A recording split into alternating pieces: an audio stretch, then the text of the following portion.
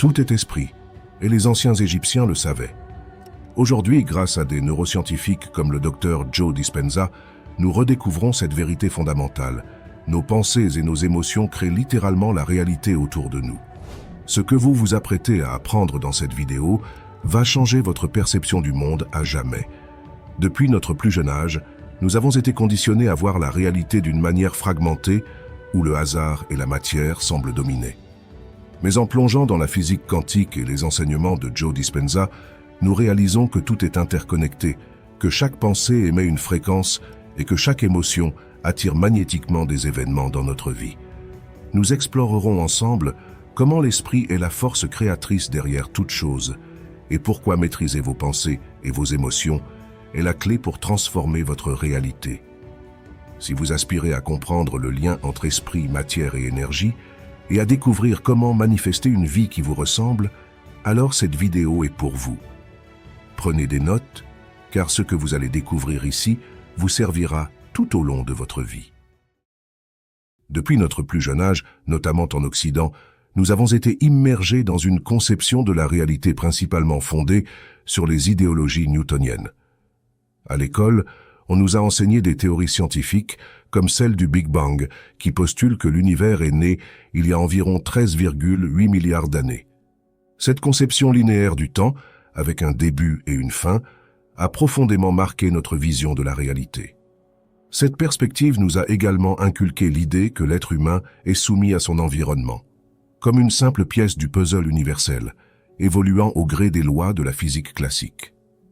Par exemple, la théorie de l'évolution de Darwin nous a fait croire que les espèces, y compris l'homme, évoluent par des mutations génétiques aléatoires, sous l'effet du hasard. Ces concepts, bien qu'utiles pour structurer notre compréhension du monde, ont cependant une limite majeure. Ils ont négligé un aspect essentiel de la réalité, l'intérieur. C'est comme si un individu pauvre analysait sa situation financière actuelle pour prédire son avenir, sans réaliser qu'il peut, en changeant son état d'esprit et sa vision, manifester une nouvelle réalité, celle de l'abondance. La physique classique, tout comme la théorie de l'évolution, a écarté l'esprit de ces équations pour rendre les phénomènes plus prévisibles. Cependant, en faisant cela, elle a ignoré la source même de toute création. Sans l'inclusion de l'esprit, toutes ces théories, bien qu'intéressantes, restent incomplètes et par conséquent erronées dans leur capacité à offrir une compréhension véritable de la réalité. Prenons l'exemple du Big Bang.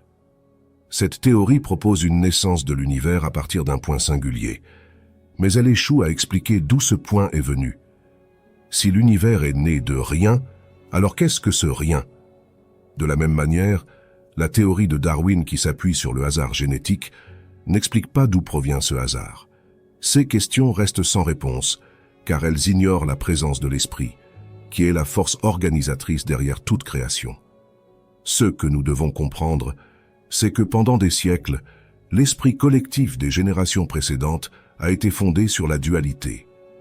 Ce concept de dualité a engendré des notions divisées, le bien contre le mal, le matériel contre le spirituel, la science contre la religion. Toutes ces divisions ont fragmenté notre perception de la réalité. Mais où ces divisions nous ont-elles conduits dans notre vie quotidienne, si ce n'est à nous limiter? Elles ont créé des barrières mentales, des schémas de pensée qui nous empêchent de voir l'unité sous-jacente à tout ce qui existe. Nous allons aller au-delà des théories fragmentées et revenir à la véritable connaissance, celle qui est fondée sur l'unité. L'univers est un tout cohérent, et toute tentative de le comprendre en se basant sur des divisions sera vaine. La réalité est unité, et seule une vision unifiée de l'univers nous permettra de saisir sa véritable nature et, par conséquent, de comprendre notre propre place en son sein. Tout d'abord, il est essentiel de comprendre que le monde ne se limite pas à ce que l'on voit avec nos yeux. Nos sens, tels que la vue, l'ouïe ou l'odorat, nous permettent de percevoir ce qui est déjà manifesté dans notre réalité matérielle. En d'autres termes, ils nous servent à contempler ce qui existe déjà sous une forme tangible. Prenons l'exemple d'Alexander Graham Bell, l'inventeur du téléphone. Avant même que cet appareil ne devienne une réalité que l'on peut voir et toucher, Bell l'avait d'abord imaginé dans son esprit.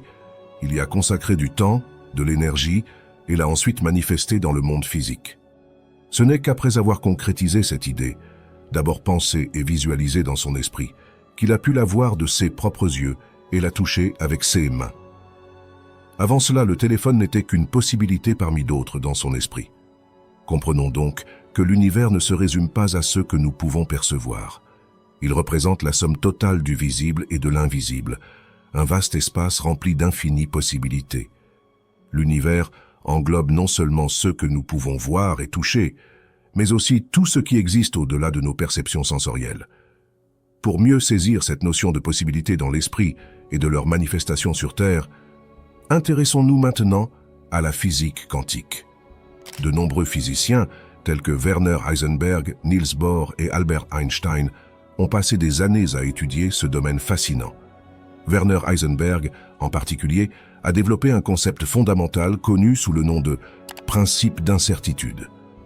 Pour arriver à ces découvertes, les physiciens ont examiné la matière à une échelle bien plus petite que ce que nos sens peuvent appréhender, c'est-à-dire au niveau subatomique.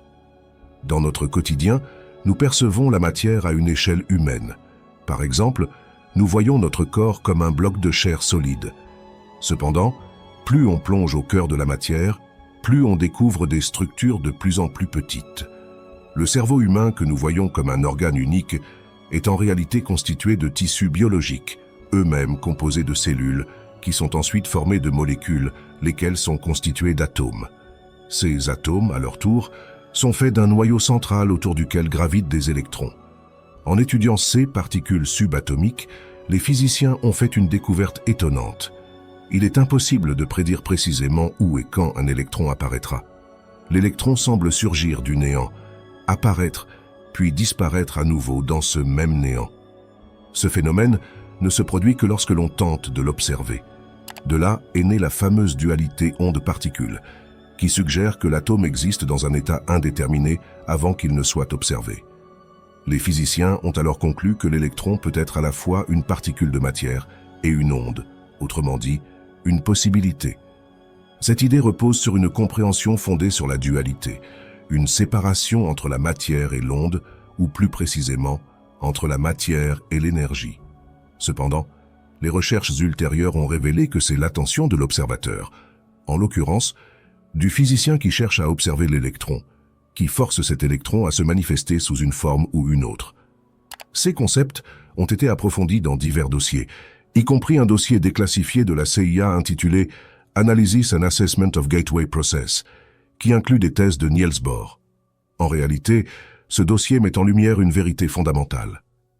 Après des décennies de recherche, il apparaît que la différenciation entre matière et énergie est source de confusion et d'erreur. Si l'on considère la matière comme quelque chose de purement solide, opposé à l'énergie, qui désignerait une force quelconque, alors on s'éloigne de la réalité. La science sait aujourd'hui que les électrons qui gravitent autour du noyau de l'atome, ainsi que le noyau lui-même, ne sont constitués que de grilles d'énergie oscillantes.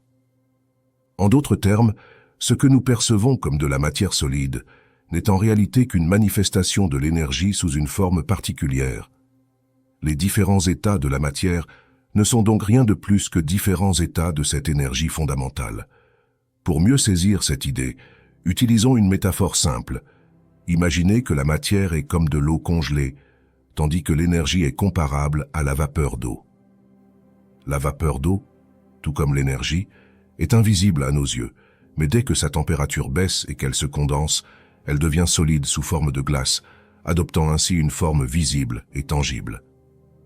Ce processus de condensation n'est rien d'autre qu'un changement d'état. De la même manière, la matière que nous voyons et touchons est simplement de l'énergie qui a changé d'état pour adopter une forme. Ce qu'il faut retenir ici, c'est que l'être humain dans son intégralité, son cerveau, sa conscience et tout le reste, n'est, tout comme l'univers qui l'entoure, rien de moins qu'un système extraordinairement complexe de champs d'énergie. Nous sommes constitués de la même essence que celle qui compose les étoiles, les planètes et tous ceux qui existent dans l'univers. Maintenant, vous vous demandez sûrement, comment ce changement d'état a-t-il lieu? Autrement dit, comment l'énergie se transforme-t-elle en matière? C'est ici qu'entre en jeu l'esprit ou la conscience. La conscience humaine lorsqu'elle est en harmonie avec le champ d'énergie qui l'entoure, travaille en symbiose avec l'énergie universelle pour créer des formes dans la réalité physique. Pour simplifier, notre esprit peut être comparé à la vapeur d'eau, c'est-à-dire une énergie aux possibilités infinies, tandis que le monde matériel dans lequel nous vivons et expérimentons est comme de la glace, une énergie qui a pris forme et est devenue perceptible par nos sens. Ainsi, la conscience est l'élément central qui détermine notre réalité. Elle influence la structure de notre corps, ainsi que les expériences que nous vivons au quotidien. Quand je parle de conscience, je fais référence à votre état d'être général, qui englobe vos pensées, vos émotions profondément ancrées, votre perception de la réalité, vos croyances profondes, et bien plus encore. C'est pourquoi je parle de transformation intérieure pour changer sa réalité extérieure. Il s'agit pour nous de nous transformer, de la même manière qu'une chenille, initialement un insecte rampant, transforme tout son être pour devenir un papillon capable de s'envoler. Comme le dit le docteur Joe Dispenza, le champ quantique ne répond pas à ceux que nous voulons, il répond à ceux que nous sommes. Pour maîtriser notre réalité, nous devons donc d'abord maîtriser notre esprit. Avant de pouvoir voler, la chenille se transforme de l'intérieur. Il en est de même pour l'homme. Avant de devenir maître, l'homme doit se transformer intérieurement pour atteindre cet état d'esprit illimité de maître. C'est ainsi que la réalité qui l'entoure, ainsi que son corps, suivent automatiquement puisque tout est projeté par l'esprit. Voyez l'esprit comme le cœur d'un vidéoprojecteur qui projette le film. En soi, l'homme projette d'abord un idéal à atteindre dans son esprit, puis il construit intérieurement cet idéal avant de le manifester physiquement sur Terre. En bref, nous percevons une potentialité dans notre esprit, la projetons, l'atteignons et la manifestons. Voilà clairement le processus de manifestation.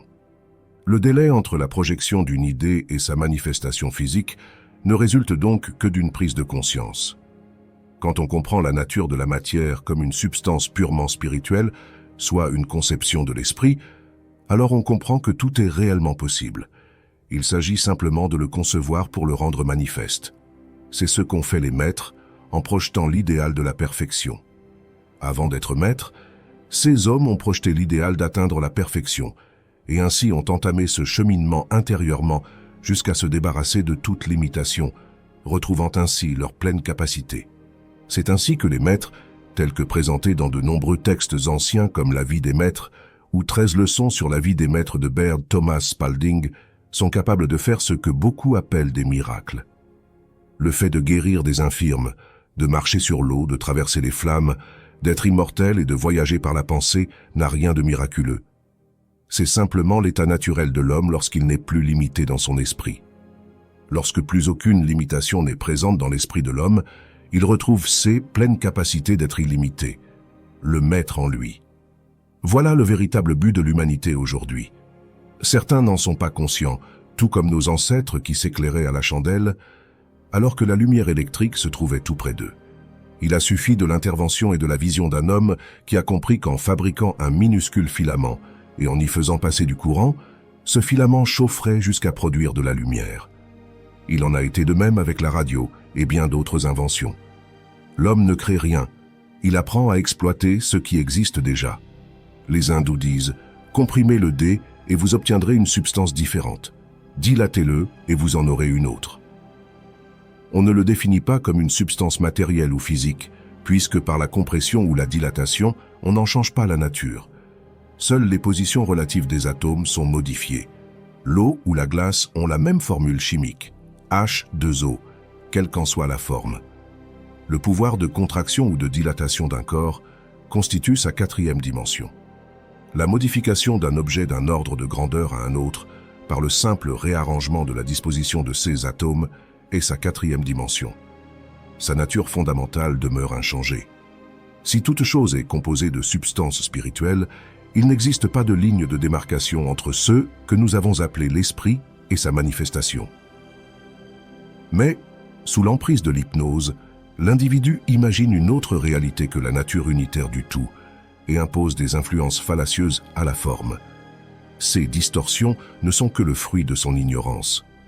Si vous êtes prêt à aller plus loin et à vraiment prendre le contrôle de votre réalité, j'ai conçu une formation complète pour vous. Dans Mindset Leadership, je vous révèle les vraies lois physiques et mentales qui vous permettront de maîtriser la matière par l'esprit. Des centaines de personnes ont déjà rejoint cette formation et commencent à transformer leur vie. Et parce que je veux que vous puissiez en profiter aussi, je vous offre 30% de réduction avec le code promo Leadership-30. Pour ceux qui souhaitent un avant-goût, j'ai également créé un e-book condensant les principes clés de la formation. Et vous trouverez des e-books gratuits sur mon école d'entrepreneurs motivés. N'oubliez pas de vous abonner et d'aimer la vidéo. Je vous remercie. Et je vous dis à tout de suite dans une nouvelle vidéo.